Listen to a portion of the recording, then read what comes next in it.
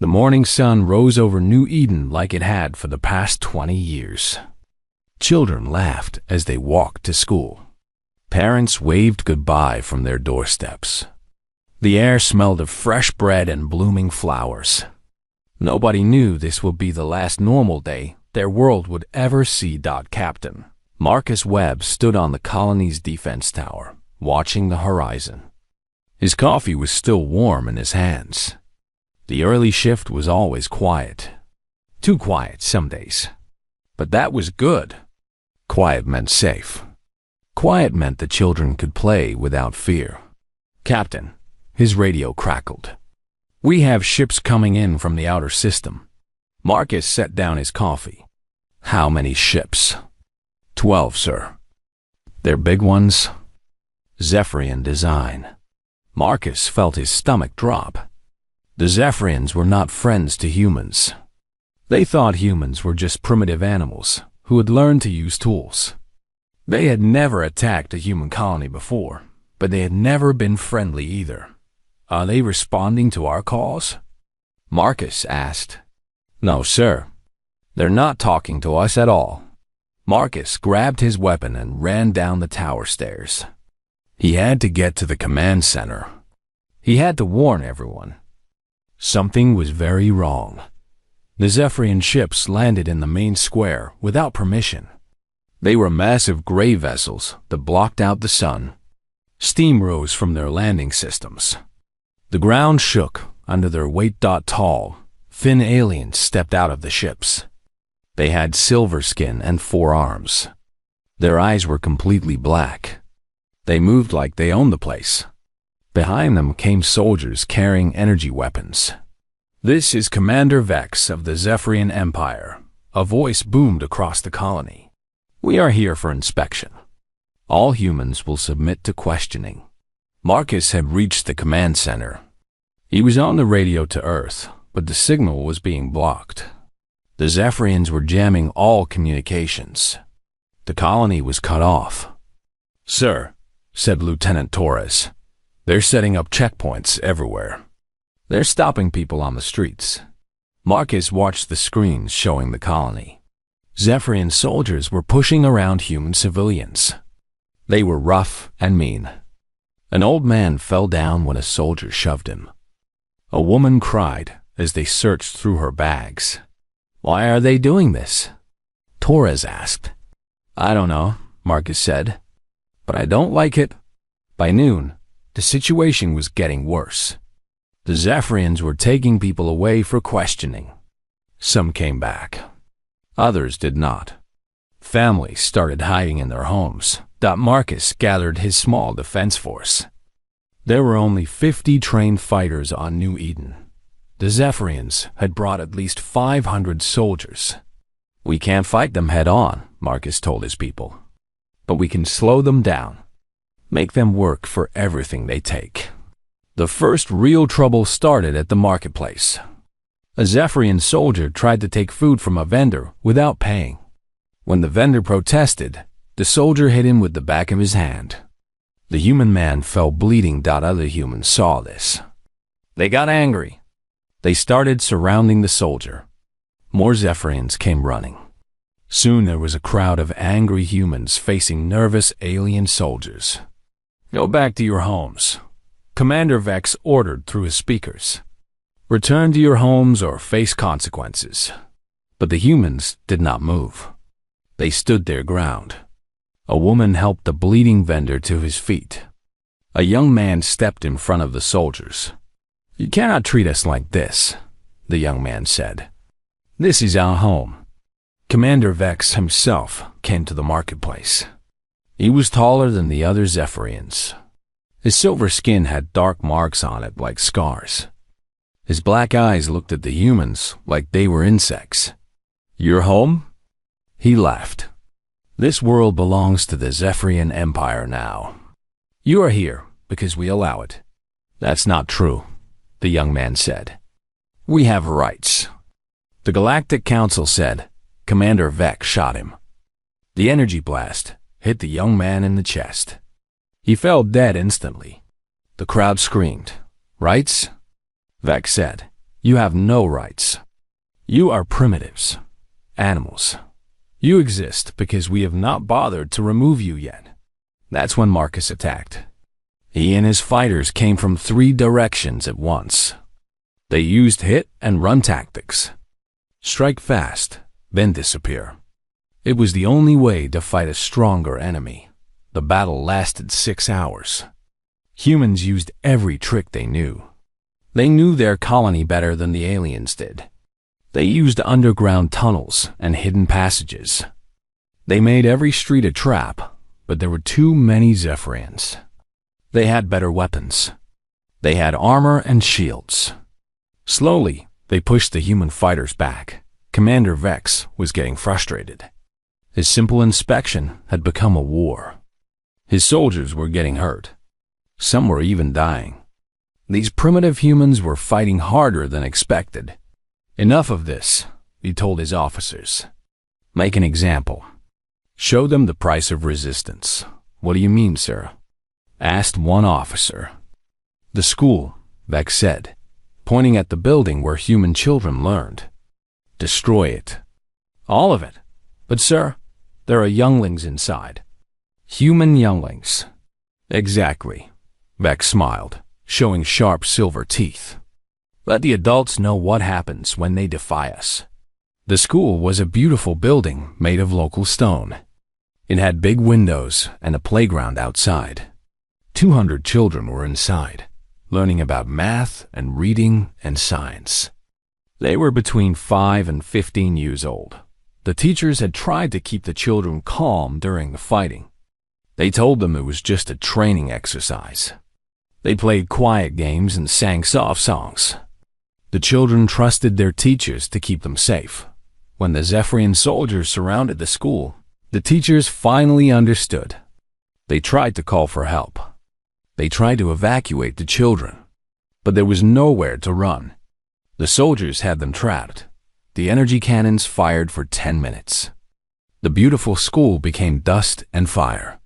The children's voices fell silent. When the shooting stopped, nothing moved in the ruins. 200 human children died that day. They died because aliens thought humans needed to learn their place. They died because Commander Vex wanted to make a point about power. Marcus found out an hour later. The radio message came from a survivor, a teacher who had been blown clear of the building. She was dying, but she lived long enough to tell him what happened. Marcus fell to his knees. His weapon clattered to the ground. Around him, other humans were crying. The strongest fighters wept like children themselves. The Zephyrians left New Eden that evening. Their inspection was complete. They took what they wanted and destroyed what they pleased. As their ships lifted off, Commander Vex made one last announcement. Let this be a lesson to all humans. Know your place in the galaxy. Accept what betters decide for you. Your children paid the price for your pride today. Do not make us teach you again. The ships disappeared into space. New Eden was quiet again. But it was not the peaceful quiet of morning. It was the terrible quiet that comes after death. The colonists gathered in the ruins of their school. They held each other and cried. Marcus stood among the broken stones and twisted metal. He held a small shoe that had belonged to one of the children. His hands shook with rage. Somewhere in the distance, someone was starting the emergency transmitter. Earth had to know what happened here. The galaxy had to know that the Zephyrians had murdered human children. What the Zephyrians did not know was that they had just made the worst mistake in the history of their species. The message reached Earth 8 hours later. Admiral Sarah Chen was sleeping in her quarters when the emergency alarm woke her. She had been dreaming of her own daughter, who was now grown up and living on Mars. In her dream, they were having lunch together and laughing about old times. The alarm meant only one thing. Something terrible had happened to human civilians somewhere in the galaxy. Sarah pulled on her uniform and ran to the command center. The night shift was already working hard. Screens showed star maps and communication channels. Everyone looked worried and angry. What happened? Sarah asked. Captain Rodriguez turned to face her. His eyes were red. She had never seen him cry before. New Eden, Admiral. The Zephyrians hit New Eden. Sarah felt ice in her stomach. How many dead? 200 children, ma'am. They bombed the school during class time. Sarah stood very still for a long moment. Around her, the command center was buzzing with activity, but she heard nothing. In her mind, she could see her daughter's face from many years ago. 6 years old, missing her front teeth. Excited about her first day of school. "Show me everything," she said quietly. For the next hour, Sarah watched the reports from New Eden. She saw the video footage that survivors had managed to record. She listened to the last transmission from the teacher who died in the attack. She read Commander Vex's final message about humans knowing their place. When it was over, Sarah stood up. Every person in the command center was watching her. They were waiting to see what humanity's top military leader would do. "Get me President Martinez," she said. "Wake him up. I don't care what time it is." President Martinez appeared on the screen 5 minutes later. He was in his pajamas, but his eyes were alert. Behind him, Sarah could see Secret Service agents who had obviously been woken up too. "I've been reading the reports, Admiral," the president said. "Tell me this isn't real." "It's real, sir. The Zephyrians murdered 200 human children to make a point about power." The president was quiet for a long time. He was looking at something off-screen. Probably his own copy of the reports. "What do you recommend, Admiral?" Sarah had been thinking about this question for the past hour. She knew exactly what she wanted to say. "I recommend we activate Protocol Omega, sir." Everyone in the command center stopped what they were doing. Protocol Omega was the plan nobody wanted to use. It was humanity's total war response. It meant turning the entire human civilization into a war machine. "Are you sure about this, Admiral?" the president asked. "Protocol Omega isn't something we can take back. Once we start, we have to finish." "Sir, they killed our children. They broadcast their mockery to the entire galaxy. If we don't respond with everything we have, every other species will think they can do the same thing." The president nodded slowly. "I'll need to speak with Congress and the Colonial Council. But I think you're right. No one touches our children. No one." The call ended. Sarah turned to address the command center. "Ladies and gentlemen, prepare for Protocol Omega activation. Contact every human world, every space station, every mining platform. Tell them what happened on New Eden. Tell them that we are going to war." The next few hours changed everything. On Earth, factories that made civilian products started retooling their assembly lines. Car manufacturers began producing military vehicles. Electronics companies started making targeting systems and communication equipment. Every major corporation received orders from the government. Help the war effort or be forced to help. The civilian space fleet was mobilized. Cargo ships, passenger liners, even small private yachts received new orders. Report to the nearest military base for conversion to support roles. Some ships would carry supplies. Others would become medical transports. A few of the fastest ones would become messenger ships. On Mars, the big shipyards started working around the clock. They had been building new passenger ships for the growing colonies. Now they were building warships. The design teams worked without rest, creating new types of vessels that had never been built before. The asteroid mining stations became weapons factories. They had all the raw materials and the industrial equipment. They just needed new programming and human determination. Within hours, they were producing ammunition, armor plating, and ship components. But the most important change was in the people themselves. Sarah watched the reports coming in from across human space. On every world, in every city, humans were volunteering for military service. Old soldiers came out of retirement. Young people left their jobs to join the fight. Parents who had lost children on other worlds 20 years ago were signing up to pilot fighters. The response was bigger than anyone expected. Much bigger. "Admiral," Captain Rodriguez said, "we're getting more volunteers than we can process. The recruitment centers are overflowing." "Good," Sarah said. "We're going to need every single one of them." The news also reached the other alien species in the galaxy. Most of them were horrified by what the Zephyrians had done. Some sent messages of sympathy to human leaders. A few even offered to help, but many aliens were also worried about the human response. They had always seen humans as peaceful traders and explorers. They had never seen humans angry before. The scale of the mobilization was frightening, even to species that were friendly with humanity. The Altarian ambassador called Sarah directly. "Admiral Chun," he said through the translator, "my government wants you to know that we condemn the Zephyrian attack. But we also want to ask you to show restraint in your response." "Restraint?" Sarah repeated.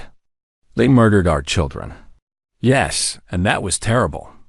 But total war will hurt innocent Zephyrians too. Many of them had nothing to do with this attack." Sarah looked at the alien ambassador for a long moment. He was a good person.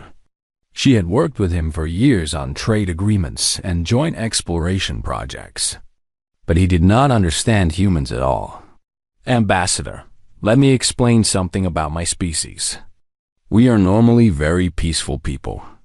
We try to solve problems with words instead of weapons. We trade with everyone. We share our technology.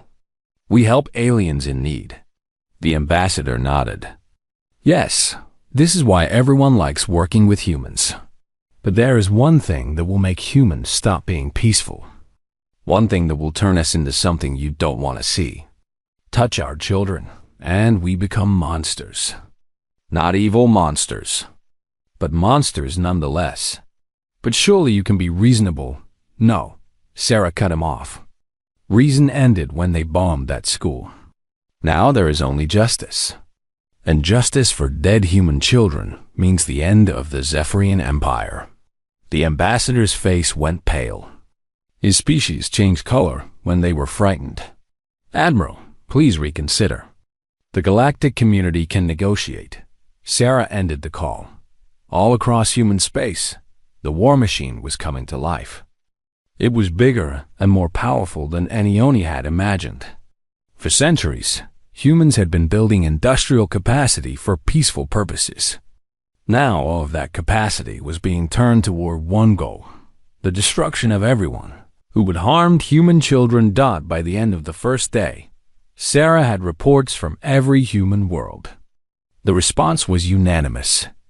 Every government, every corporation, every family was ready to support the war effort. There were no protests, no peace movements, no calls for negotiation. For the first time in human history, the entire species was united with one purpose. Sarah looked out the window of her office. She could see the lights of the shipyards working through the night. Tomorrow, the first strike forces would begin moving toward Zephyrian space.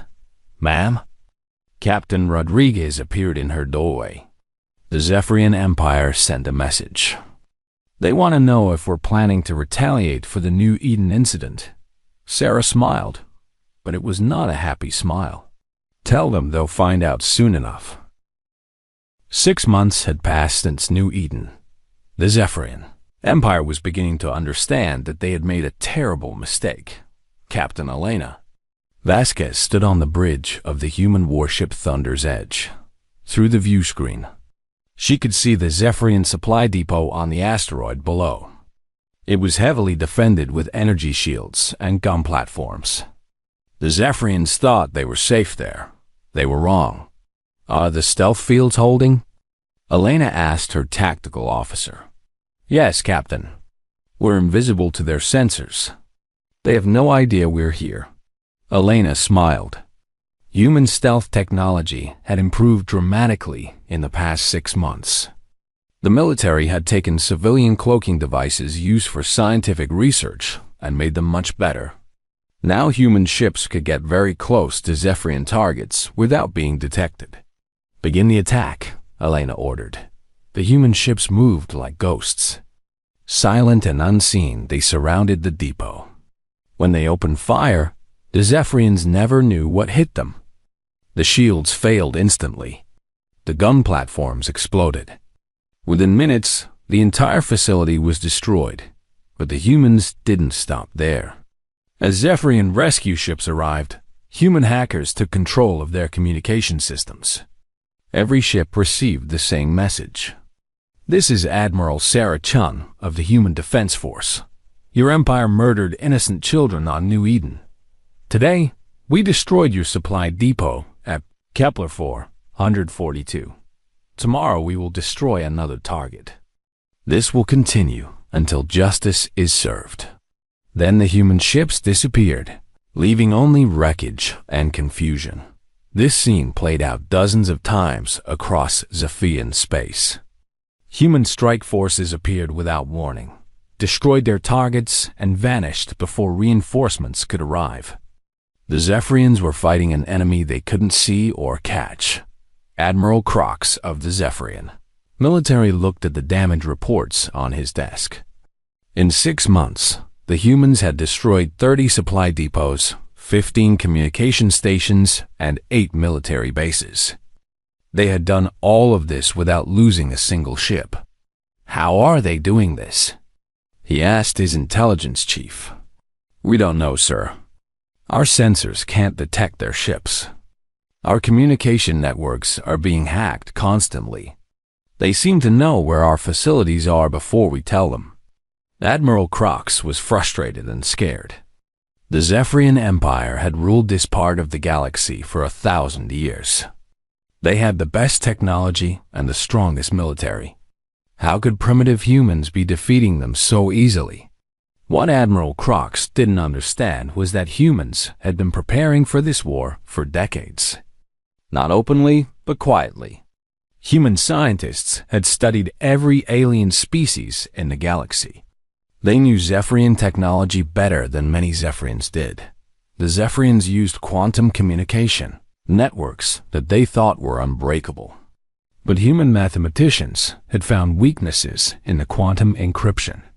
Now human hackers could break into any Zephyrian system they wanted. The Zephyrians relied on energy sensors that could detect most spacecraft. But humans had learned to build ships that absorbed energy instead of reflecting it. To Zephyrian sensors, human ships looked like empty space. Most importantly, humans had learned patience. They watched and waited. They studied their enemies for months before attacking.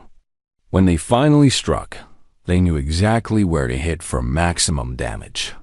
Commander Vex, who had ordered the attack on New Eden, was getting desperate. His forces were being picked apart piece by piece. He couldn't protect his supply lines. His communication network was constantly compromised. His soldiers were afraid to go on patrol. "We need to strike back," he told Admiral Crox. "We need to attack human worlds and show them we're still strong." "With what ships?" Crox replied. "Half our fleet is guarding supply convoys that get attacked anyway. The other half is chasing human raiders that disappear before we can catch them. Then we use everything we have. One massive strike against Earth itself." Admiral Crox thought about this. It was desperate, but it might work. If they could hurt the human homeworld badly enough, maybe the humans would agree to peace talks. "Very well," he said. "Gather every available ship. We'll attack Earth with everything we have left." But the humans were already watching. Human intelligence agents had been monitoring Zephyrian communications for months. They knew about the planned attack on Earth before Admiral Crox had finished giving the orders. Admiral Sarah Chun received the report in her office on Earth. She was looking at pictures of the children who had died on New Eden. She looked at their faces every day to remind herself why this war was necessary. "How many ships are they sending?" she asked Captain Rodriguez. 500, Admiral. Everything they can spare. It's their entire mobile fleet. Sarah nodded. This was exactly what she had been hoping for. For 6 months, the humans had been destroying Zephian infrastructure and supply lines. They had weakened the enemy fleet and forced them to spread out across the galaxy, trying to defend everything at one spot. Now the Zephyrians were putting all their remaining strength in one place. That made them vulnerable. Order the third fleet to intercept them at the Vega system, Sarah said, and activate the Luna defense grid. Captain Rodriguez looked surprised. The Luna defense grid? Admiral, that system was designed to stop asteroids, not warships. It was designed to stop asteroids, Sarah agreed. But we made some improvements. The Luna defense grid was a network of powerful mass drivers built on the moon. They were supposed to destroy dangerous asteroids before they could hit Earth. But human engineers had been very busy for the past 6 months. Now the mass drivers could fire metal projectiles at nearly the speed of light. The Zephyrian fleet arrived at Earth 3 days later. Admiral Crox was confident. He had 500 of the best warships in the galaxy. The humans might have better stealth technology, but they couldn't hide an entire planet. Begin the attack, Admiral Crox ordered. Target the major cities first. The Zephyrian ships moved toward Earth in perfect formation, their weapons charged up for the devastating first strike. Admiral Crox was already planning his victory speech. Then the Luna defense grid opened fire. The first projectile hit the lead Zephyrian ship at 90% of light speed. The impact released more energy than a nuclear bomb. The ship simply ceased to exist. It didn't explode or break apart. One moment it was there. The next moment it was a cloud of glowing plasma. More projectiles followed. Each shot destroyed a Zephyrian warship instantly. The aliens tried to dodge, but the projectiles were too fast. They tried to raise shields, but no shield could stop a solid metal bar moving at near light speed in 10 minutes. 200 Zephyrian ships were destroyed. The survivors tried to retreat, but the human third fleet was waiting for them. The human ships had been hiding behind the moon, using Earth's gravity to mask their approach. The battle was over in an hour. Of the 500 ships that had attacked Earth, only 50 escaped. The rest were destroyed or captured. Admiral Crox's flagship was among the captures. He would face trial for war crimes later, but the defeat at Earth was just the beginning of the Zephyrian collapse. With their mobile fleet destroyed, the Zephyrians couldn't defend their colonies anymore. Human forces spread out across Zephyrian space like a flood. They didn't attack randomly. Every target was chosen carefully. First, they took the agricultural worlds that fed the Zephyrian population. The human attacks were precise. They destroyed the food distribution networks, but left the farms intact. They wanted the Zephyrian people to go hungry, not starve to death. Next, they captured the manufacturing worlds that produced Zephyrian technology. Again, the humans were careful. They targeted the factories that made weapons and military equipment. Hospitals and schools were left untouched. Finally, they isolated the Zephyrian homeworld itself. No ships could get in or out. No messages could be sent to other parts of the Empire. The center of Zephyrian civilization was cut off from everything else. The war was not over yet, but everyone could see how it would end. The Zephyrian Empire was dying.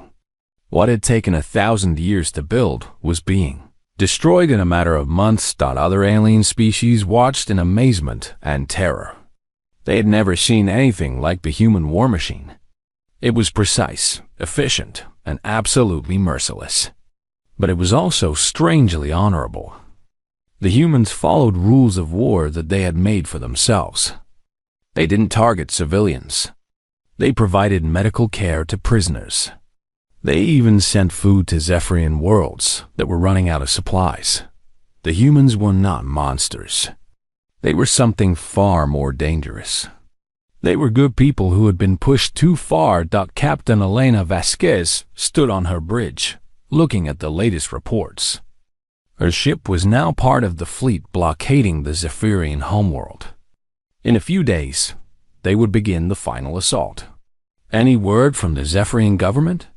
She asked. They're still demanding that we surrender, Captain, a communications officer reported. Elena laughed, but there was no humor in it. Even now, facing complete defeat, the Zephyrians still thought they could dictate terms to humanity. Tell them we have a message for them, Elena said. Tell them that the children of New Eden are still waiting for justice. 1 year after the children died on New Eden, the Zephyrian homeworld surrendered. Admiral Sarah Chun stood in the command center of the human flagship Righteous Fury, watching the feeds from the planet below. Zephyrian cities burned in some places, but most were intact. The humans had been very careful about their targets. They destroyed military bases and government buildings, but they left homes and hospitals alone. The Zephyrian High Council is requesting terms for surrender, Captain Rodriguez reported. Tell them the terms are simple, Sarah replied. Complete surrender. War crimes trials for everyone involved in the New Eden massacre. Reparations to the families of the dead children. Sarah had aged 10 years in the past 12 months. Her hair was now completely gray. Her face had new lines from stress and lack of sleep.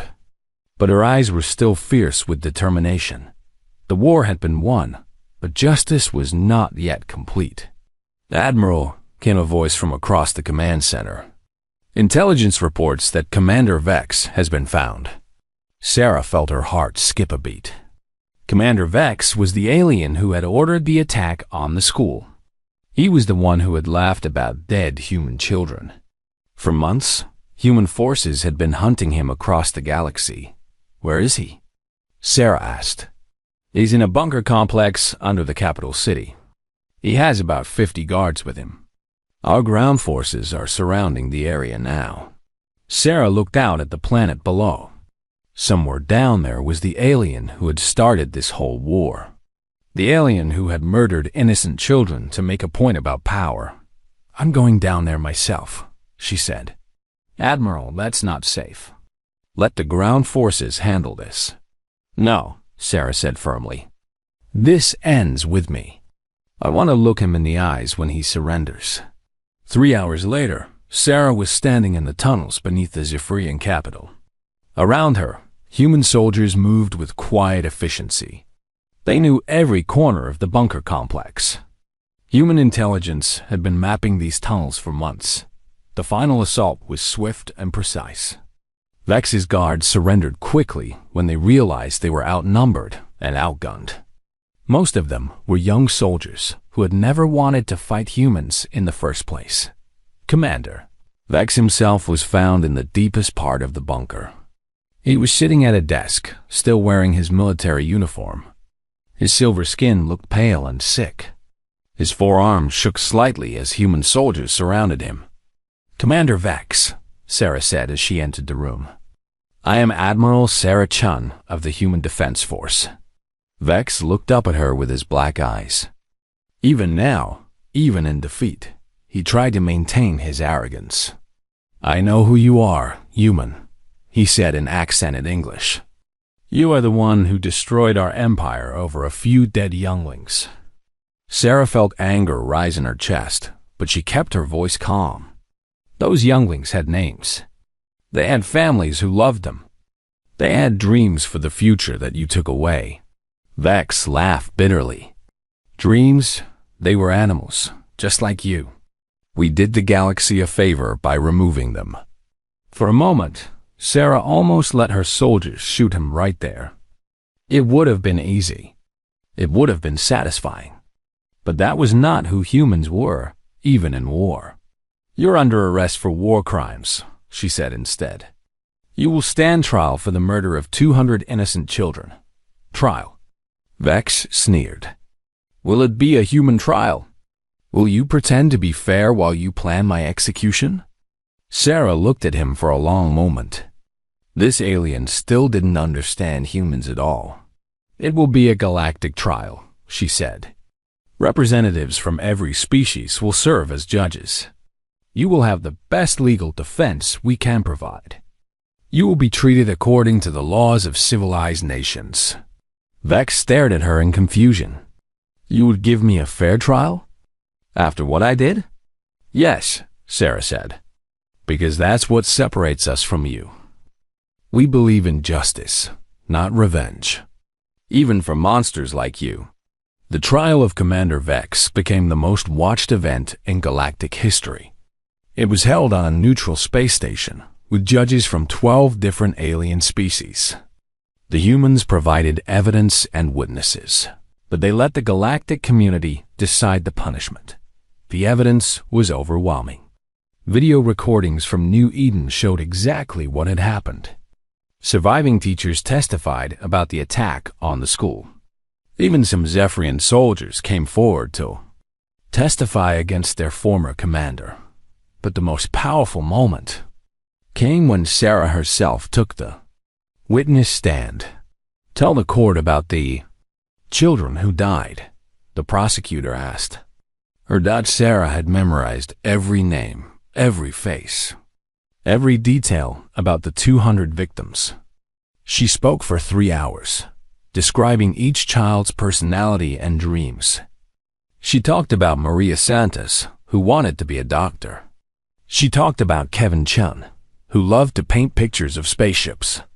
She talked about little Amy Park, who was only 5 years old and still learning to read dot by the time Sarah finished. There wasn't a dry eye in the courtroom. Even some of the alien judges were crying. Commander Vex was found guilty of war crimes and crimes against sentient beings. The court sentenced him to life imprisonment on a prison world where he would spend the rest of his days thinking about what he had done. But the trial was only part of the reckoning. The bigger question was what to do with the Zephyrian Empire itself. Some human leaders wanted to dissolve the empire completely, make it so the Zephyrians could never threaten anyone again. Others wanted to rule the former Zephyrian worlds directly as punishment for what they had done. But Admiral Sarah Chun had a different idea. She stood before the Galactic Council 6 months after Vex's trial. Representatives from hundreds of species were present, all watching to see what humanity would do with its victory. "The Zephyrian Empire is finished," Sarah began. "Their military is destroyed. Their government has surrendered. Their colonies are under human occupation." She paused, looking around the great hall. "Some of you expect us to exact revenge. Some think we will rule the Zephyrians as they once ruled others. Some believe we will destroy their species entirely." The hall was completely silent. "You are all wrong," Sarah continued. "We did not fight this war for conquest or revenge. We fought for justice. And justice has been served." She activated a holographic display showing the former Zephyrian territories. "The Zephyrian worlds will be reorganized into independent systems. Each world will have its own government, chosen by its own people. They will be protected by human forces until they can defend themselves." There were murmurs of surprise throughout the hall.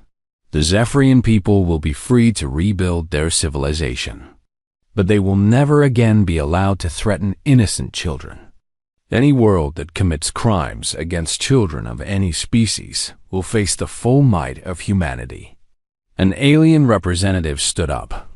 "Admiral Chun, why are you showing mercy to those who showed none to your children?" Sarah looked at the alien with sad eyes. "Because our children would want us to be better than their killers. Because mercy is what makes us human.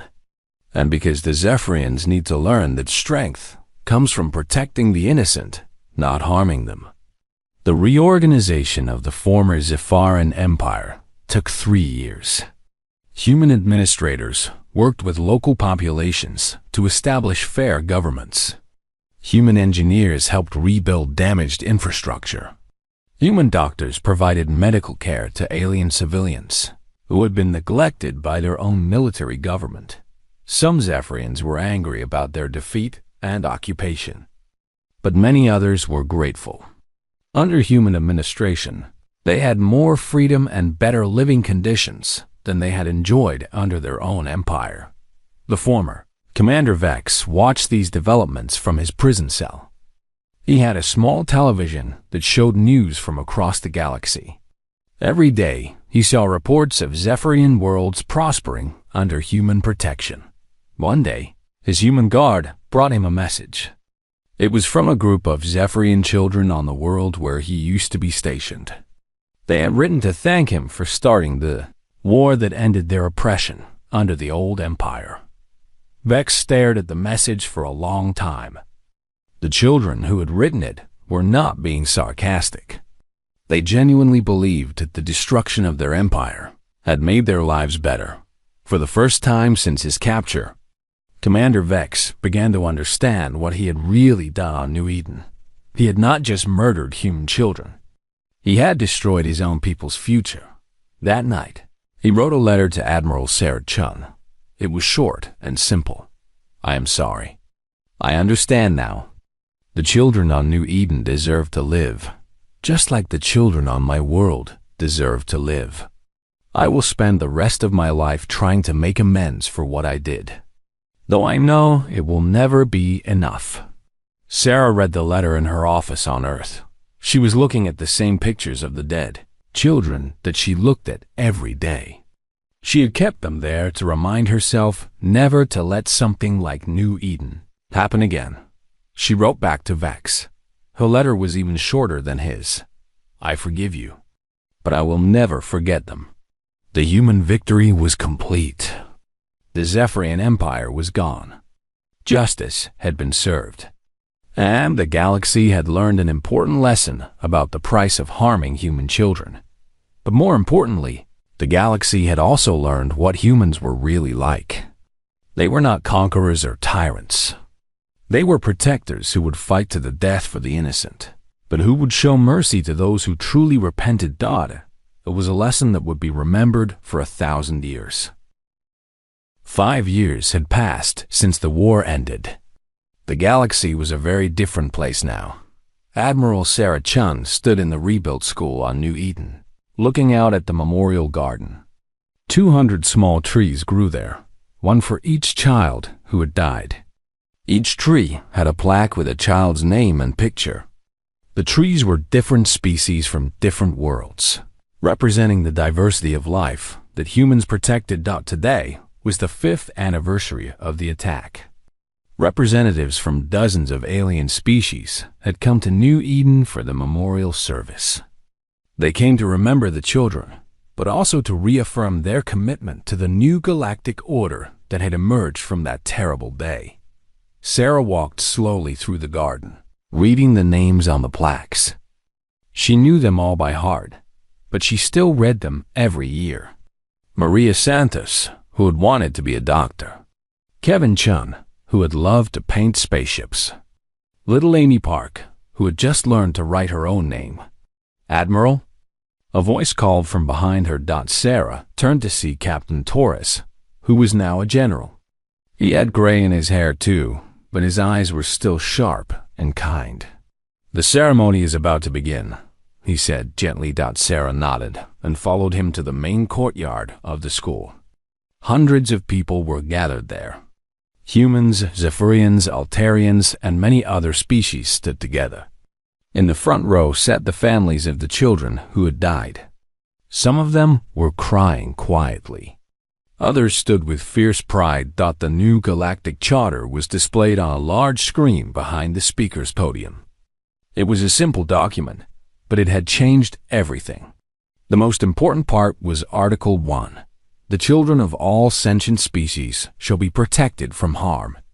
Any individual, organization, or government that deliberately targets children shall be considered an enemy of all civilized peoples and shall face the combined response of the galactic community.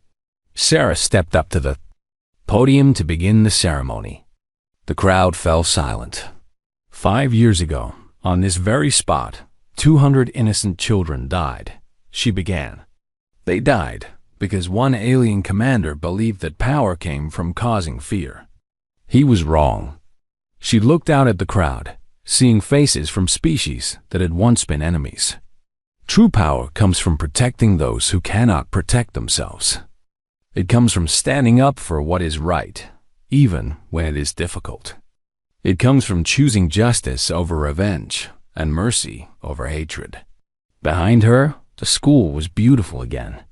It had been rebuilt exactly as it was before, but with better safety systems. Children played in the classrooms where their predecessors had died.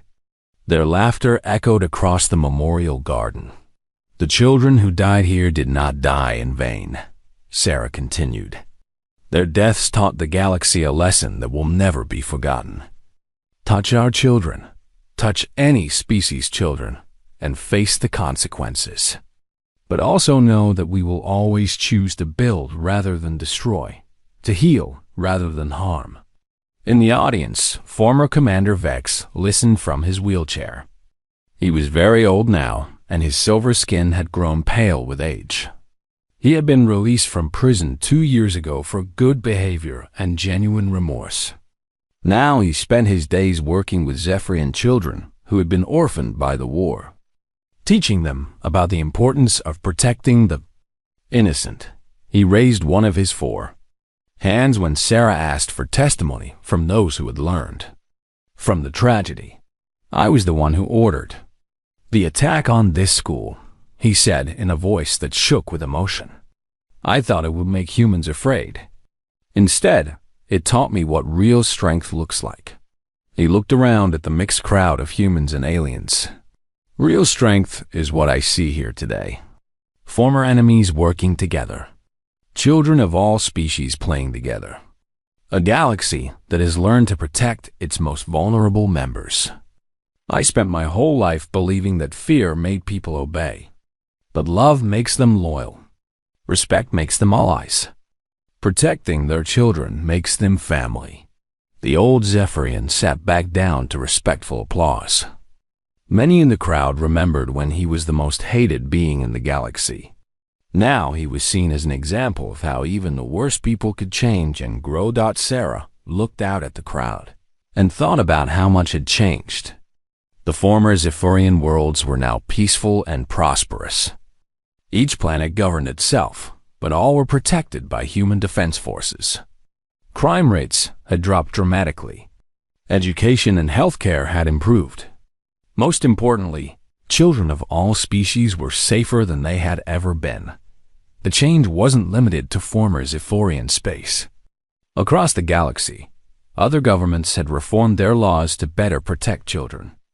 The Altarian Republic had created new schools for orphan children.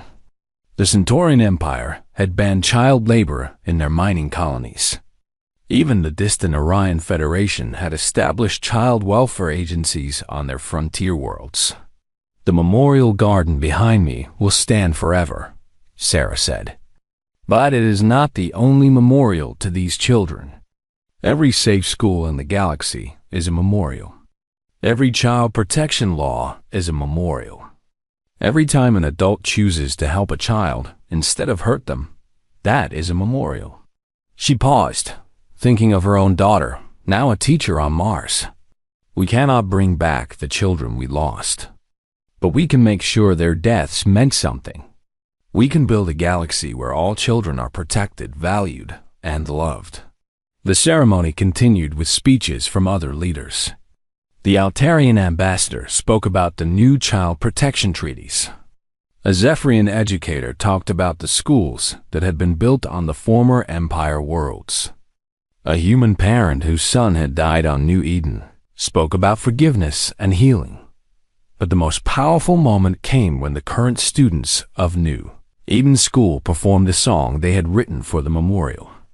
It was sung in a dozen different languages by children of many different species. The words were simple but moving. We remember you, little friends we never met. We play where you once played. We learned where you once learned.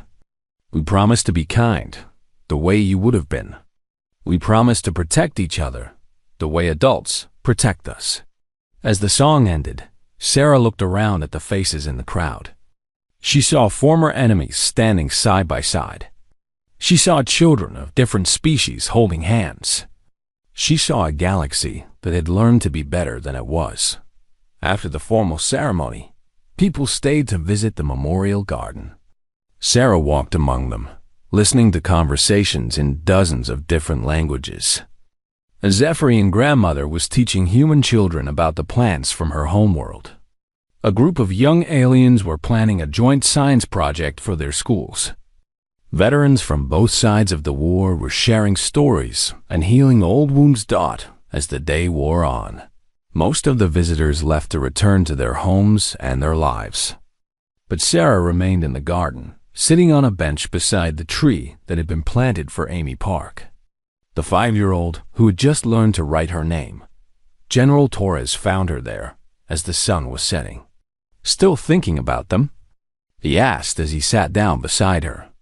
"Every day," Sarah replied.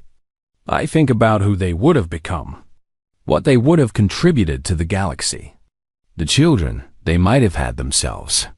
Do you think we did the right thing? The war, I mean."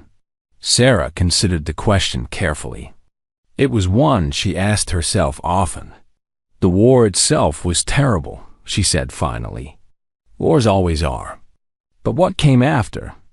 The changes we made, the children we protected, the peace we built. Yes, I think it was right.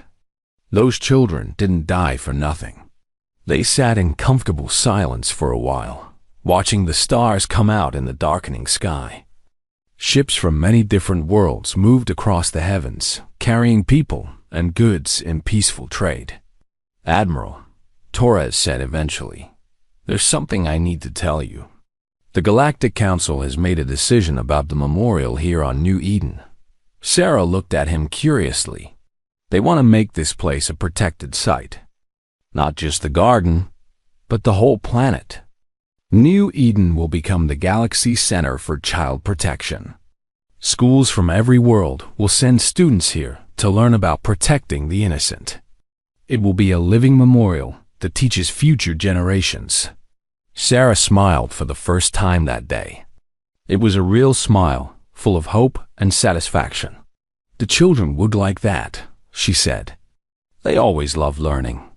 As full darkness fell, lights came on throughout the memorial garden. Each tree was softly illuminated, making the names on the plaques glow gently in the night. Sarah stood up from the bench and placed her hand on Amy Park's tree. "Thank you," she whispered to the small girl who had died 5 years ago. "Thank you for teaching us what really matters." The galaxy was not perfect. There were still conflicts and problems and injustices. But it was better than it had been. Children were safer. Laws were more just. Different species worked together instead of fighting each other. And on a small world called New Eden, 200 trees grew tall and strong in a garden where children had once died. Their roots ran deep, just like the lesson they represented. As long as those trees stood, as long as their story was remembered, the galaxy would know the price of harming the innocent dot. It would also know the power of those who stood up to protect them. Sarah walked slowly back to her ship, leaving the memorial garden to its peaceful night. Tomorrow she would return to her duties as humanity's protector. But tonight, she was content knowing that the children's sacrifice had not been forgotten, and that their deaths had bought a better fate.